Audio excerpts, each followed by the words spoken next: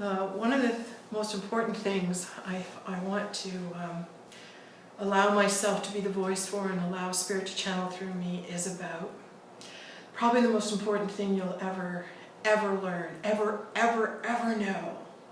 And that is how to become friends with God. How to know God, how to find Him, how to be at one with Him. That's what we're here to do. That's the bottom line. That's what you're really here to do, is get to know God. You get to be friends with God. And the faster you can get to be friends with God, the more miracles you'll see, and the more great spiritual occurrences will happen to you. You just get bonus after bonus after bonus. Because it says in the Bible, seek ye first the kingdom of heaven.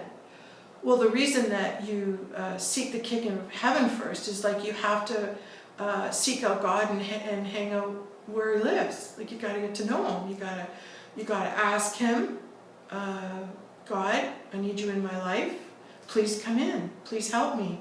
I want to know you. I want, whatever trauma you're going through.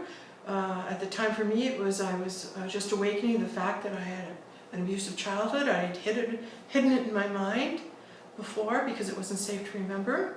But now it started to surface and things were going wrong in my life and I didn't know why.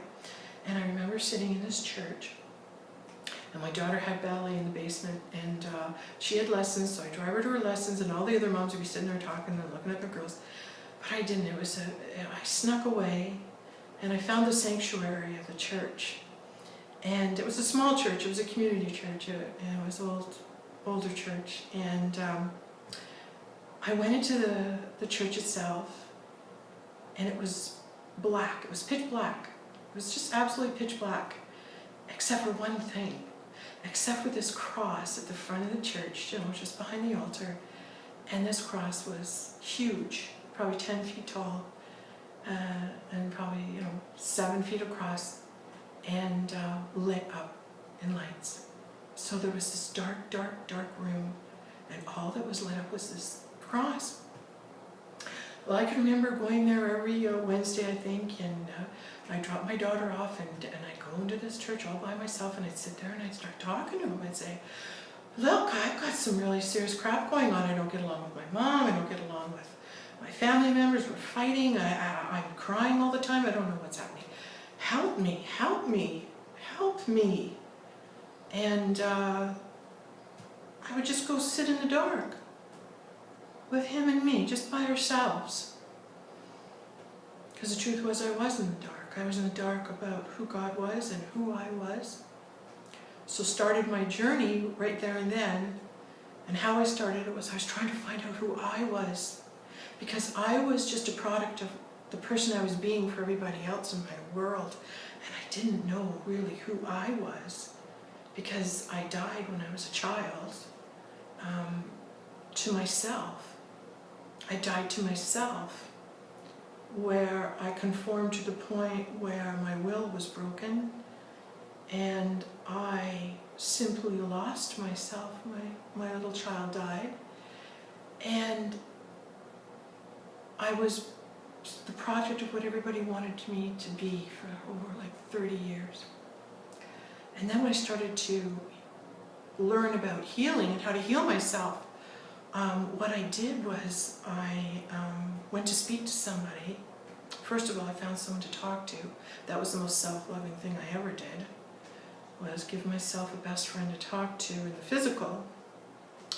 And I started to learn about who I was, because I was out of touch with how I felt. I was out of touch about how I was being, feeling. Anything about myself was so shut down and dead. And my journey began when I started to try and know who I was, what I liked, what I didn't like, who made me feel bad, who made me feel good. I'd start beginning my sentences with, well, I feel this, I feel sad, I feel hurt, I feel upset, I feel joyful, I feel happy. Just identifying how I'm feeling, because your feelings are the stepping stones which lead you into the heart center, where God lives in your body. So God's never left you, even when you died as a child to the self. God's never left you. He's still in there, but He's been buried. And you have to go find Him. That's the game. You have to go find your little child, reawaken your little child, go back and save them from their fears and their hurts and their pains. Bring them into the now with you. And to do this, you're going to have to know who you are, but you're going to have to ask God's help for this. And when you do, you're going to find out a miracle happens. What you're going to find out is that the more you start to learn about yourself and what you like and what makes you feel happy or sad, the more you learn about yourself, here's the wildest thing, you learn more about God. And the deeper you learn about you, the deeper you learn about God. It goes hand in hand. So it's like God meets you halfway. He comes out of your heart and he comes with your mind. He takes your heart and your mind and he marries it. And then together you go back and you rescue your little child.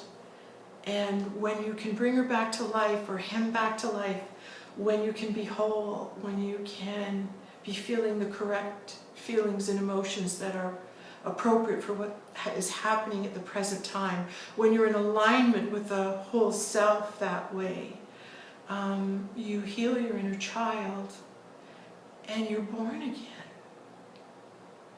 You're still in the same lifetime, but you're born again because you bring that little child back to life. And that's the journey we're here to do, because I believe with all my heart that at some point, my philosophy, and you can agree with it or not, just what I feel is that we were born to die just like Christ was. We were born to die to the self. We were born to die to who we really were. We're all the same. I think everyone can be traced back when they got here, the moment that they felt themselves die, or an event in their life that changed them or shut them up or got them to be quiet or made them feel bad or shameful. I think everyone can trace back that shameful event that would have occurred in your life. And then the idea is you go back to it and that little child that felt it, and you love them. You try and fight for them and bring them back to happy. Bring them back to happy. That's what it is to heal, is to bring your dead half whole into the present. And your job is to resurrect yourself. And this goes back to the Christ story about God living in us and then showing us through Jesus, resurrecting us in the same lifetime. So that leads me to believe born again happens in the same lifetime. And it's not just the act of saying that you want to surrender your life and ask to be forgiven from Jesus. It's a start. But the act and the faith you show is actively becoming a servant of God.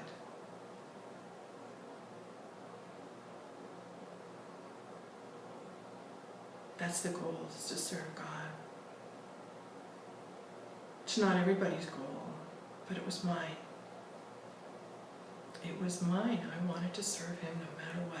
No matter what he asked me to do, I was going to do. And he knew that about me.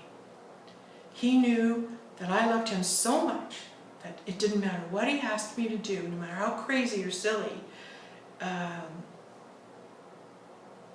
he knew I'd do it. That's why he asked me to collect the 500 souls that were present at the time of Christ, because he knew I'd do it. I've given 10 years of my life to do that for him. Not that I begrudge a moment, because it's been a real great time along the way. It's been a real trip, but yeah, I think I should pause now, start another video so I'm not talking too much, because I can't go on. Yeah, I'll stop and start again. Maybe we'll do let's just call this part 2 of How to Know God.